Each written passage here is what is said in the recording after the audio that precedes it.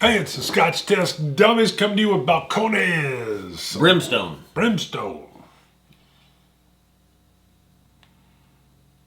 Test it. Test it!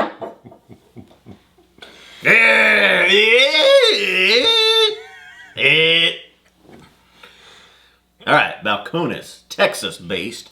Actually, I think it's the original Texas whiskey. Original Texas whiskey. So that means it's the very first whiskey in Texas ever? I guess. I don't know what that means. It's the original Texas whiskey. Well, pop that original open, baby. Pop it open. Pop it! Balcones Brimstone. This is Texas Scrub Oak Smoked. Wow. Scrub oak. Scrub oak So smoked. like you would do with peat, I guess. Okay. And smoking the barley. Scrub They have oak used smoked. scrub oak to smoke their grain. Gotcha. But they also note on here this is made from roasted blue corn. So Well, did they interesting. roast the blue corn with the scrub oak? I don't know. And this really has a great color to it. It Now, does. what's the story with Balcones? Well, Chip Tate was their owner, master distiller. Just real briefly, he brought in some investors. Something went south, or at least they didn't agree. And things turned into like divorce. And he went and started his own distillery somewhere He was else. kicked out. They had a board meeting and kicked him out of his own company. Right. Yes. So, and then he had a do not compete clause for like, what, a year and a half? No, it was like 3 years. I 3 thought years? he couldn't Okay. make any whiskey. Right. Well, he made some clear spirits and did all that, got everything up and running, and just within like a month or two, he was cleared, or he's hit that time frame, and now he's making his own whiskey again. Yes. So, but this is not him. This is the original. Maybe that's where they get the original Balcones. The original Texas whiskey. Right. Because I've talked to some people, they were so mad. No, I about think how that's that for the went company. down. I don't think that's for the Gotcha. for the Brimstone. Okay. I think they're saying that Balcones is the original Texas whiskey. Gotcha. So I've talked Or is to that some what you were people. saying? Same thing. Okay. We're good. Okay. I talked to some people that are mad they won't even drink this anymore. Oh yeah. They did not like the idea that the artisan, Chip Tate, was then forced out by basically the money people. The investors. Yeah. Right. Yeah. He had to go to. From what I understand, he went to some investors to get the distillery started up. Whew. And from what I understand was that they wanted to start pumping out some early young stuff, and Chip was like, "No, we do quality. And like we need to get some stuff up and out now." And he was like, "No." Well, surely he was already putting some stuff out. I don't think. Well, I don't maybe know he was, any but of they that. were wanting more. And he said, and his standpoint was that it's not ready. It's not quality whiskey that I want to put out. And they said, we're putting it out. Because it's about the money. It's about the money. Okay, I don't know any of the story there at all. I just know it ended in divorce. I will tell you, anytime there's a divorce, you got two sides of the story. So usually it gets ugly. Nose is... Now this was just I picked this up because I was down in Texas, and it's the first time I've seen it. And I don't know if it's sold outside of the state of Texas or not. I haven't seen it here. This smells like Texas. Yeah, if you were going to think, what does Texas smell like This is it. when it's on fire? This is Texas. It is like mesquite wood with saddle leather.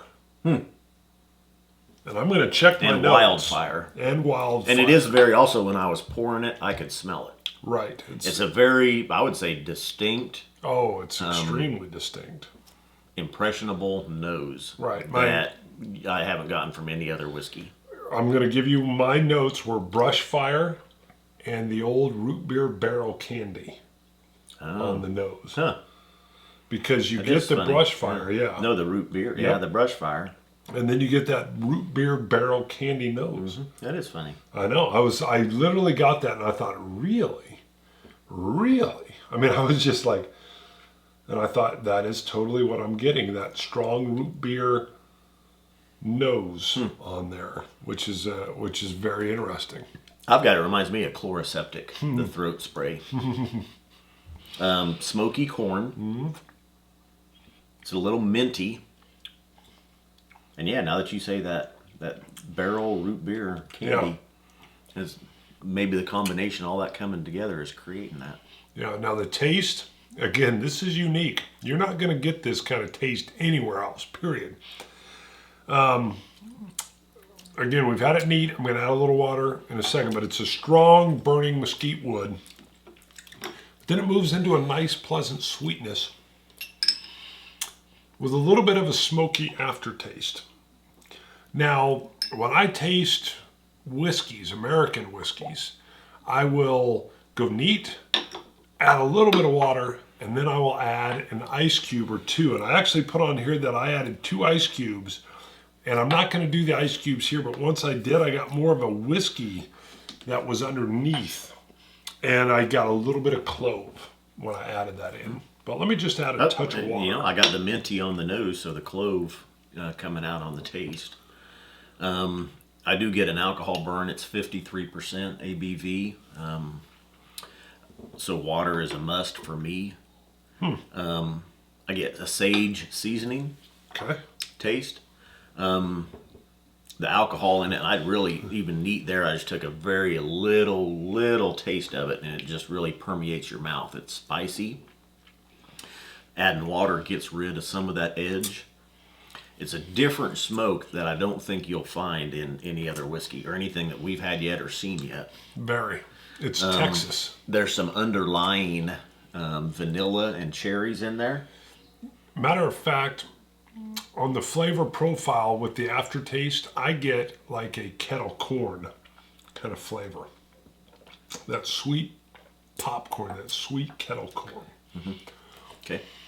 But boy, is that smoke. I mean, that is the dominant factor, that sage brush.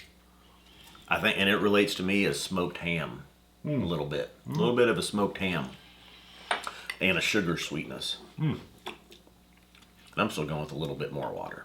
You want more water in there? I'm curious.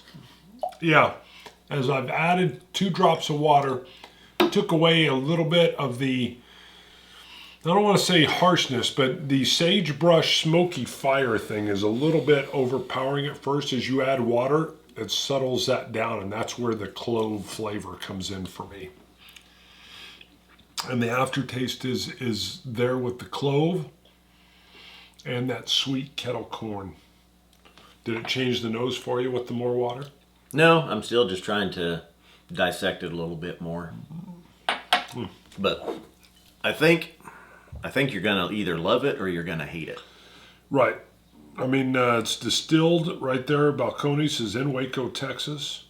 They've got a little stamp with the Texas on there that yells out, "Go Texas." So this is Texas. I also like that they added in that it's, whatever the batch is 16-1, and it's dated. It says BRM 16-1. I don't know if that's the distiller's initials. Yeah, I don't know either. 16-1. No, BRM for Brimstone, I bet. Probably. And then dated is 2/12 of 16. It's kind of a nice little touch. I kind of like that in there. 16-1 dash. Got the old Texas single star on the top. So, and then some kind of little, oh, it spells out, I think, Texas in there. I gave it an 85. What did you score it? I can't see it.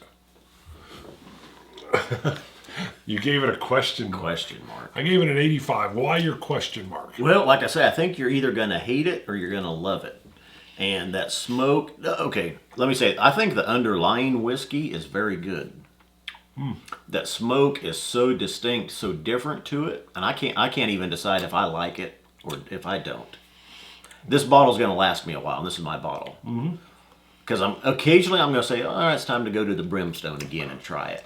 But and I'm going to have a glass, and I'm going to be like, okay, that's enough for now. Throw a couple ice cubes in it. When you're drinking next time at home, don't use a typical noser. Use more of a highball. Throw this in there. Toss in 2 ice cubes.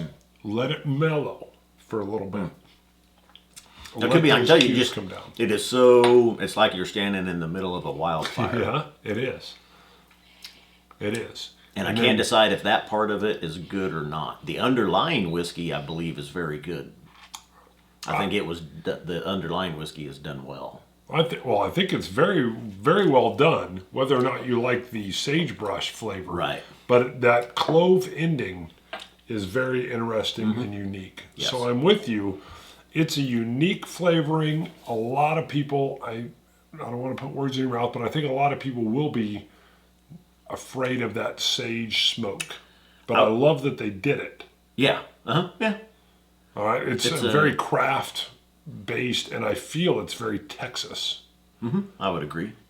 And but try it with a couple ice cubes next time. Okay. Throw them in there, let it mellow for a minute or so. Let them melt down a little bit, and then try it. And I think it really softens some of that sage smoke. Okay. Is it worth it? How much did you pay again? I believe it was $50. God dang. I'm going to say no. If this was $35, yes. I would not pay $50 for this, although it's worth the try. That's where I would go. It is worth the $50 because this is so unique. It is. And I think it is well done. I think you just have to decide if you like that smoke that's in there. Here's what I think. If you've got a whiskey club in your area, do a craft distiller night. Definitely include this as your final bottle of the night. And try it there where you've your group of guys or gals have smoothed out the money on it a little bit, and you've at least experienced it. You're either going to love it or you're going to hate it, in my opinion. So.